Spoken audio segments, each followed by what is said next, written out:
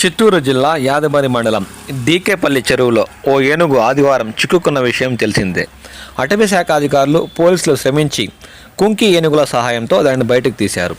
గాయపడిన ఒంటరి ఏనుగును చికిత్స అందజేశారు. అయినప్పటికీ కోలుకోకపోవడంతో దానిని చికిత్స నిమిత్తం తిరుపతిలోని ఎస్వి జూ పార్క్కి తరలించారు. ఆ దృశ్యాన్ని ఇప్పుడు మనం చూస్తున్నాం.